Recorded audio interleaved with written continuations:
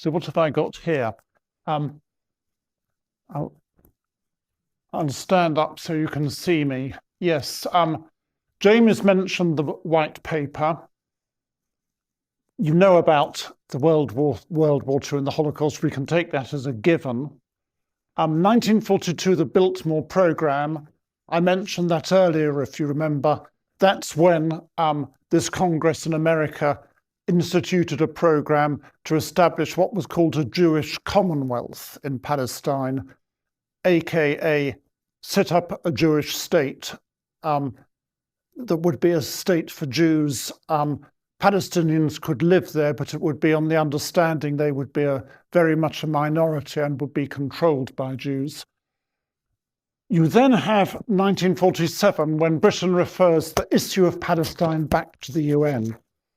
Now, Jamie was talking about how the Zionist militias, the Haganah, but also and the Irgun and so on, began to take action depending on where you're coming from. It can be called terrorism or it can be called resistance.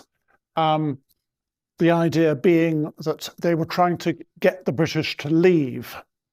Of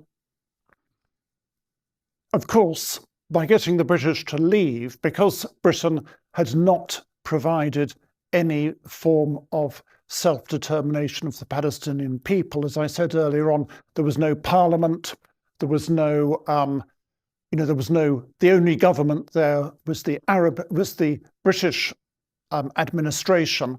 And of course, the Zionist movement had its own internal state within a state. So that would have left the Palestinian people, the Arab people of Palestine, completely powerless. So what then happened was in 1947, the strain became too much for Britain to bear. Remember, Britain was bankrupt in the aftermath of World War II, and Britain just referred the issue back to the United Nations, saying, you decide what to do. That led to a resolution to partition Palestine. Now, this was a General Assembly resolution, and it is often said, you often hear the narrative, the UN agreed to partition Palestine, the Jewish side, the Zionist movement accepted it, the Arabs rejected it, the Arabs did the wrong thing, they then fought against the establishment of the State of Israel, and they lost the war, tough luck. But that is not actually the way it is seen by international lawyers.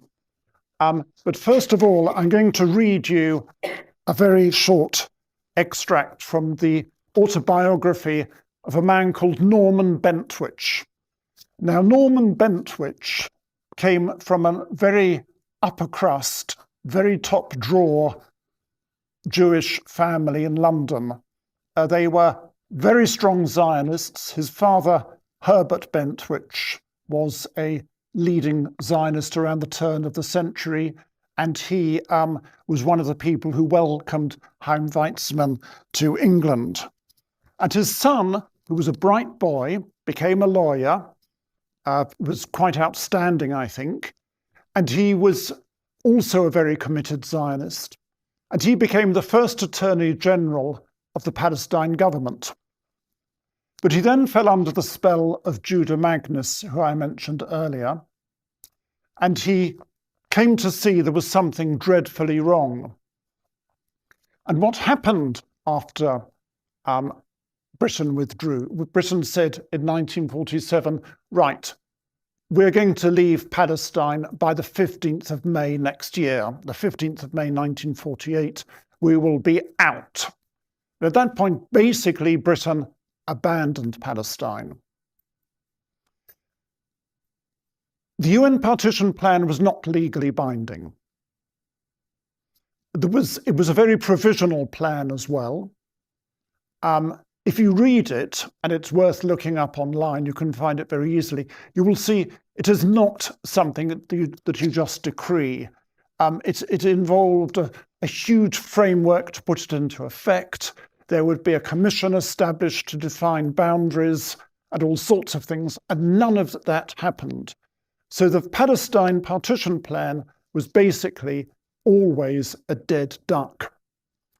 But the Arab side, immediately it was announced, began kind of, their own bits of guerrilla warfare. Much of it was what one would indisputably call terrorism. But what they were doing was they were fighting to have this reversed because they did not want their land taken away from themselves.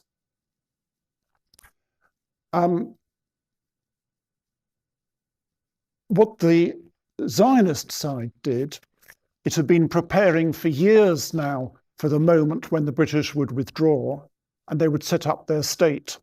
And they began to implement that. And the difficulty with doing that was, if I can go back for the umpteenth time, the fact that the Palestinian Arabs had no institutions. So if there was lawlessness, you can't really be surprised. The law was enforced by the British police, by the British army, and these were now withdrawing or being disbanded. But the only way that Israel could come into existence as a state was by declaring its independence. And before that, in preparation for that, it had to secure the country that would become its own state. And that basically meant, as had been predicted at the time of the Biltmore Declaration, that basically meant we're going to take over control of Palestine by force of arms.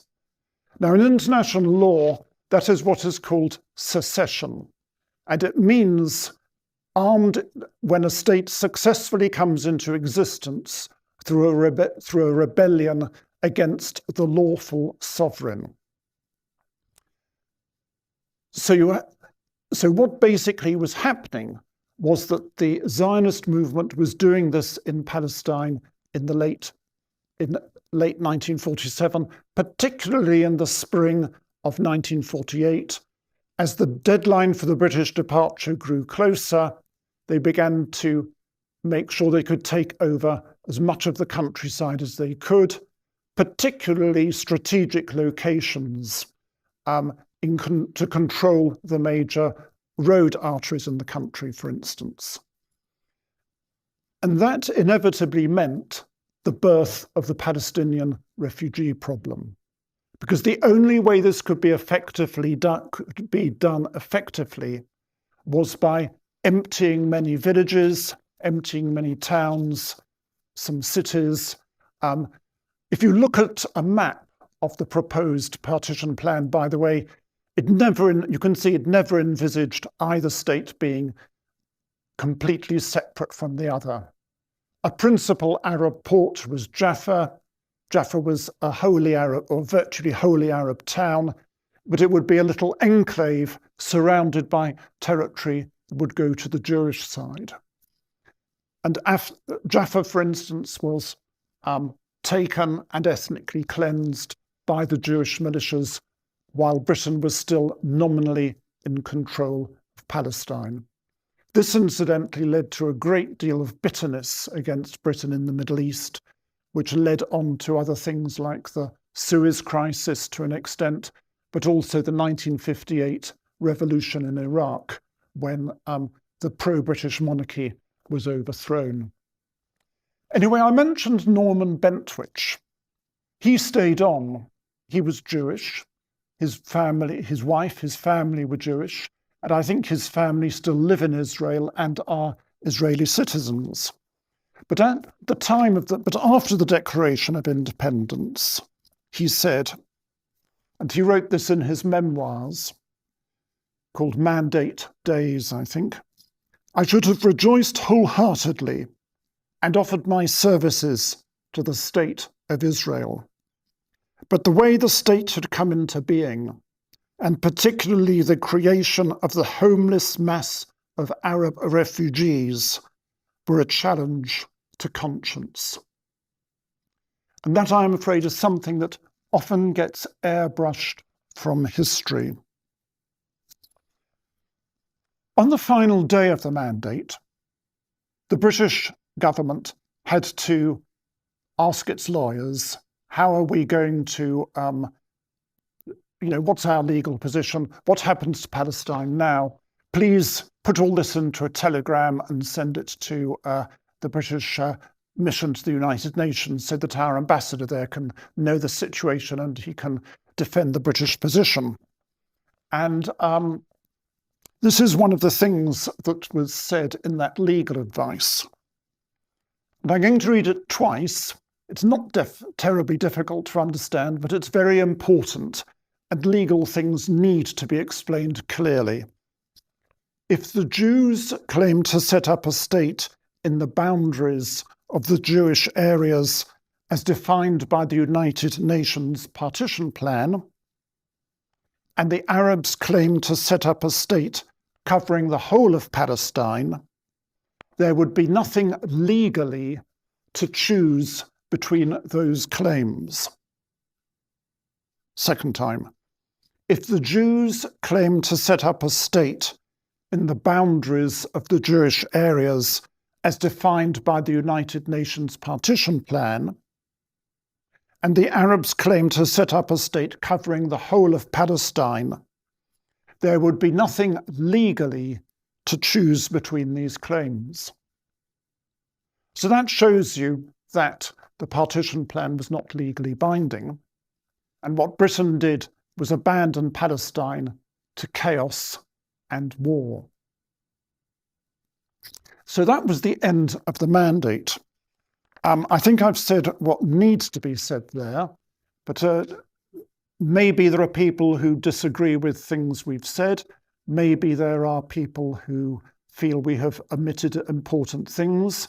And so I think probably after anything you might want to ask me or say to me, we should now throw it open to the audience. Yeah, I think Jamie wants to say one more thing and then we'll turn it to the audience. Just very quickly about, so a common belief about the foundation of the State of Israel is that it was founded on the 15th of May and the very next day, in fact the same day, it was attacked by several surrounding Arab states, which is true, that did happen. But actually, as John said, there was already a conflict going on, and it was one in which the Nakba, the cleansing of the Palestinians, was already happening. So it's a mistake to believe that the Nakba happened because of the war. The war happened because of the Nakba. And that's clear in Israeli documents, particularly those relating to something called Plan Dalet, which Dalet is the Hebrew D. So there was Plan Aleph, Bet, and so on, ABC, and then eventually settled upon Plan Dalet, which was approved by David Ben-Gurion on the 10th of March, 2 months before foundation of the State of Israel, 10th of March 1948. And it consisted of this order to the Haganah, to the commanders of the army. The operations can be carried out in the following manner: either by destroying villages, by setting fire to them, by blowing them up, by planting mines in the rubble, and especially, as John mentioned, those population centres that are difficult to control permanently. In case of resistance, the armed forces must be wiped out and the population expelled outside the borders of the state. That is in the IDF archives. It's the 10th of March 1948. On the 9th of April, of course, we've probably heard of the massacre at Deir Yassin, where an entire village were killed. There were hundreds of these, which were happening already at this time. Particularly, it's been mentioned Jaffa, because Jaffa and Haifa were big Palestinian commercial centers where there was a leadership kind of elite. In Jaffa, there were 30 families were left out of an entire population. If you go to Jaffa now, you can walk through this, it's quite offensive actually. You walk through the streets of this kind of Disneyland version of an Arab souk, and the people who lived there are not allowed to return to the houses that have been airbrushed and changed into this like tourist attraction. Similar thing happened in Haifa. So there's been a lot of Israeli commentators and politicians call up the image, the idea that one day, if too much concessions are given to Hamas or whoever, they'll throw the Jews into the sea. They'll drive them into the sea. And that would be a horrific atrocity. That would be a genocide. That would be ethnic cleansing. That already happened to the people of Haifa.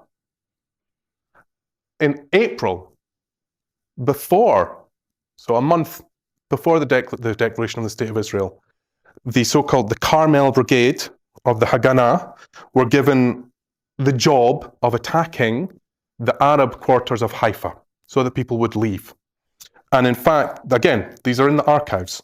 The brigadier, Mordecai McCliff, gave the order, kill any Arab you encounter.